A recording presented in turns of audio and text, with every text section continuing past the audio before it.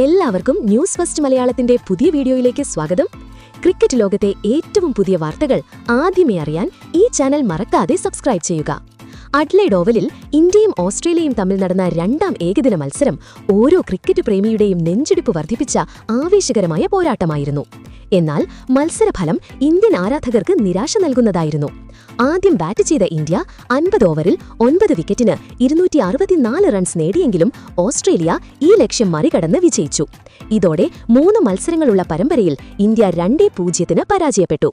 ഈ തോൽവി ഇന്ത്യൻ ആരാധകരെ ദുഃഖത്തിലാഴ്ത്തിയെങ്കിലും ഏറ്റവും കൂടുതൽ ചർച്ചയായത് ക്യാപ്റ്റൻ ശുഭ്മാൻ ഗില്ലിന്റെ വികാരഭരിതമായ പ്രസ്താവനയാണ്. പത്രസമ്മേളനത്തിൽ കണ്ണീരണിയാതെ അദ്ദേഹം പറഞ്ഞ കാര്യങ്ങൾ ക്രിക്കറ്റ് ലോകത്തെ പിടിച്ചുകുലുക്കി. തോൽവിയുടെ ഉത്തരവാദിത്തം ഏറ്റെടുത്ത അദ്ദേഹം രോഹിത് ശർമ്മ, വിരാട് കോഹ്ലി, മുഹമ്മദ് സിറാജ് എന്നിവരുടെ പ്രകടനത്തെ ചോദ്യം ചെയ്തു. അഡ്ലൈഡ് ഓവലിലെ ബൗൺസുള്ള പിച്ചിൽ ടോസ് നേടിയ Australian captain Mitchell Marsh bowling തിരഞ്ഞെടുത്തു. ടോസ് നഷ്ടപ്പെട്ട ഇന്ത്യൻ ക്യാപ്റ്റൻ ശുഭ്മാൻ ഗില്ലിനും സംഘത്തിനും ആദ്യം ബാറ്റ് ചെയ്യേണ്ടി വന്നു. ഇന്ത്യൻ ഇന്നിംഗ്സിന്റെ തുടക്കം തന്നെ പാളി. ഓപ്പണർമാരായ ശുഭ്മാൻ ഗില്ലും വിരാട് കോഹ്ലിയും തുടർച്ചയായ പന്തുകളിൽ സേവിയർ ബാർലറ്റിന് വീണു. കോഹ്ലി തുടർച്ചയായ രണ്ടാം ഏകദിനത്തിലും 0 പുറത്തായത് ടീമിന് കനത്ത തിരിച്ചടിയായി. സ്കോർ 17-2 എന്ന നിലയിൽ പരുങ്ങിയ ഇന്ത്യയെ രോഹിത് ശർമ്മയും ശ്രേയസ് അയ്യരും ചേർന്നാണ് രക്ഷിച്ചത്. ഇരുവരും ചേർന്ന് 3-ാം വിക്കറ്റിൽ 118 റൺസിന്റെ നിർണായക കൂട്ടുകെട്ടുണ്ടാക്കി. രോഹിത് ശർമ്മ അർദ്ധ സെഞ്ചുറി നേടിയെങ്കിലും സെഞ്ചുറിക്ക് അടുത്തെത്തിയപ്പോൾ പുറത്തായി.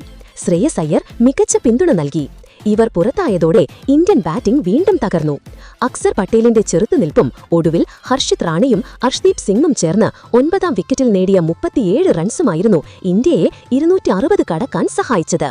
ഓസ്ട്രേലിയയ്ക്ക് വേണ്ടി ആദം സാംബ 4 വിക്കറ്റും സേവിയർ ബാർലറ്റ് 3 വിക്കറ്റും വീഴ്ത്തി. 265 റൺസ് വിജയലക്ഷ്യം പിന്തുടർന്ന ഓസ്ട്രേലിയയ്ക്ക് വേണ്ടി മാത്യു ഷോട്ടും കൂപ്പർ കൊനോലിയും നടത്തിയ പ്രകടനമാണ് വിജയമുറപ്പിച്ചത്. തുടക്കത്തിൽ മിച്ചൽ മാർഷ്, ട്രാവിസ് ഹെഡ് എന്നിവരെ നഷ്ടപ്പെട്ടെങ്കിലും മാത്യു ഷോട്ട് ഇന്നിംഗ്സ് മുന്നോട്ട് കൊണ്ടുപോയി.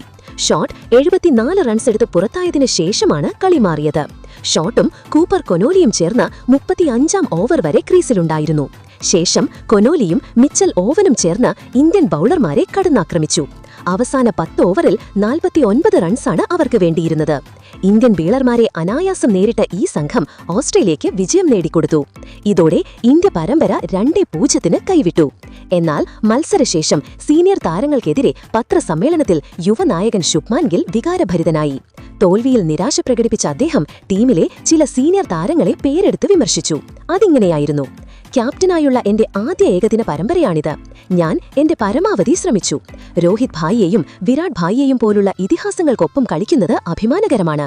എന്നാൽ ഇന്ന് അവരുടെ ബാറ്റിംഗിൽ ഞങ്ങൾ പ്രതീക്ഷിച്ച പ്രകടനം ഉണ്ടായില്ല. രോഹിത് ഭായി 73 റൺസ് നേടി. അത് മികച്ചതായിരുന്നു. പക്ഷേ ഞങ്ങൾക്ക് അദ്ദേഹത്തിൽ നിന്നും അതിലും വലിയ ഇന്നിംഗ്സ് ആവശ്യമായിരുന്നു. വിരാട് ഭായി തുടർച്ചയായി 2 മത്സരങ്ങളിൽ 0 പുറത്തായത് വലിയ തിരിച്ചടിയായി. അവരുടെ അനുഭവ സമ്പത്ത് ടീമിന് ഗുണം ചെയ്തില്ല. ഇനി നാം ചിന്തിക്കണം, സീനിയർ താരങ്ങളെ മാത്രം ആശ്രയിക്കാൻ പറ്റുമോ എന്ന്. ഭാവിയിൽ ശക്തമായ ടീമിനെ വാർത്തെടുക്കാൻ യുവതാരങ്ങൾക്ക് അവസരം നൽകണം. ഗിൽ തുറന്നടിച്ചു. ശേഷവും മുഹമ്മദ് സിറാജിന്റെ ഫീൽഡിങ്ങിനെയും ഗിൽ വിമർശിച്ചു.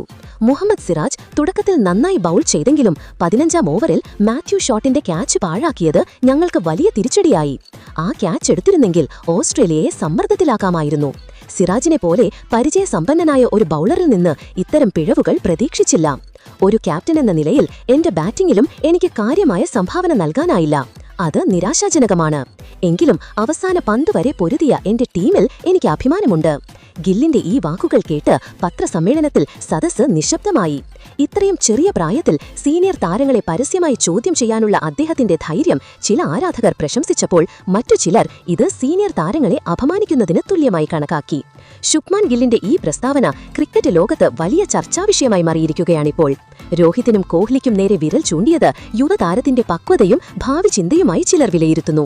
അതേസമയം ഇന്ത്യൻ ക്രിക്കറ്റിന് വർഷങ്ങളോളം സംഭാവന നൽകിയ താരങ്ങളെ വിമർശിച്ചത് ശരിയായില്ലെന്നും ഒരു വിഭാഗം അഭിപ്രായപ്പെടുന്നു. എന്തായാലും സിറാജിന്റെ ക്യാച്ച് പാഴാക്കൽ മത്സരത്തിന്റെ ഗതിയെ മാറ്റിമറിച്ചോ എന്നതിലും വലിയ സംവാദമാണിപ്പോൾ നടക്കുന്നത്. ഗില്ലിന്റെ ഈ നിലപാടുകൾ ഡ്രസ്സിംഗ് റൂമിൽ അഭിപ്രായ വ്യത്യാസങ്ങൾ ഉണ്ടാക്കാൻ സാധ്യതയുണ്ടെന്ന ആശങ്കയും ഉയരുന്നുണ്ട്. നിങ്ങളുടെ അഭിപ്രായത്തിൽ ശുഭ്മാൻ ഗില്ലിന്റെ ഈ പ്രസ്താവന ശരിയായിരുന്നോ? സീനിയർ താരങ്ങളെ വിമർശിച്ചത് ന്യായീകരിക്കാൻ കഴിയുമോ? നിങ്ങളുടെ അഭിപ്രായങ്ങൾ കമന്റ് ബോക്സിൽ പങ്കുവയ്ക്കുക.